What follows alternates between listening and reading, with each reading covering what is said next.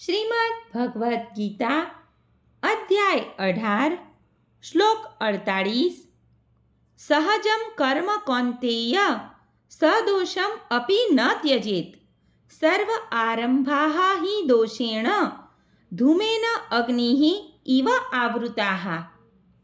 અનુવાદ: જેવી રીતે અગ્નિ ધુમાડાથી આવૃત હોય છે તેવી રીતે દરેક પ્રયાસ કોઈક દોષથી આવૃત હોય છે। માટે હે અર્જુન, મનુષ્ય સ્વભાવજન્ય કર્મનો ત્યાગ કરવો જોઈએ નહીં, ભલે ને તે દોષોથી ભરપૂર હોય। ભાવાર્થ: બદ્ધ જીવનમાં સર્વ કર્મો ભૌતિક પ્રકૃતિના ગુણોથી દૂષિત થયેલા હોય છે। અરે બ્રાહ્મણને સુદ્ધા એવા યજ્ઞ કરવા પડે છે જેમાં પશુવધ કરવો જરૂરી હોય છે। તેવી રીતે ક્ષત્રિય જો અત્યંત ધર્મનિષ્ઠ હોય તો પણ તેને શત્રુ સાથે લડવું પડે છે, તે આને ટાળી શકતો નથી। તેવી જ રીતે કોઈ વેપારી ભલે ગમે તેટલો ધાર્મિક હોય તોય ધંધામાં ટકી રહેવા માટે તેણે કેટલીક વાર નફો સંતાડવો પડે છે કે કેટલીય વખત કાળા બજાર કરવા પડે છે। આ બાબતો જરૂરી હોય છે, તેમને ટાળી શકાતી નથી। તેવી જ રીતે શુદ્ર મનુષ્યને દુર્જન સ્વામીની સેવા કરવી પડે તો પણ તેણે માલિકની આજ્ઞા પાળવી પડે છે, ભલે ને આમ થવું ન જોઈએ। આવા દોષો હોવા છતાં મનુષ્ય તેના નિયત કર્તવ્યો કરતા રહેવું જોઈએ, કારણ કે તે સ્વભાવજન્ય હોય છે। અહીં એક સરસ દ્રષ્ટાંત આપ્યું છે।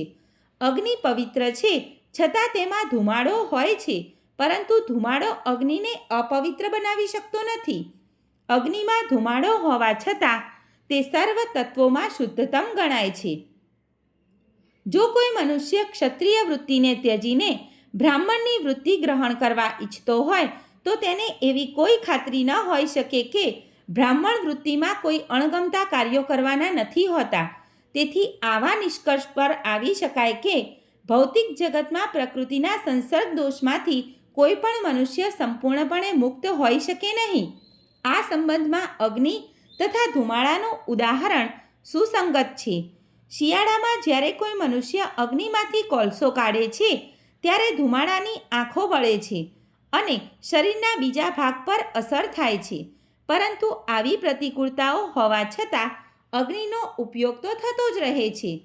તે જ પ્રમાણે મનુષ્ય તેના સ્વભાવજન્ય વ્યવસાયને કેટલાક ઉપદ્રવી તત્વોને કારણે છોડવો ન જોઈએ, કારણ કે મનુષ્ય કૃષ્ણ ભાવનાયુક્ત થઈને પોતાના વ્યાવસાયિક કર્મ દ્વારા પરમેશ્વરની સેવા કરવાનો સંકલ્પ કરવો જોઈએ।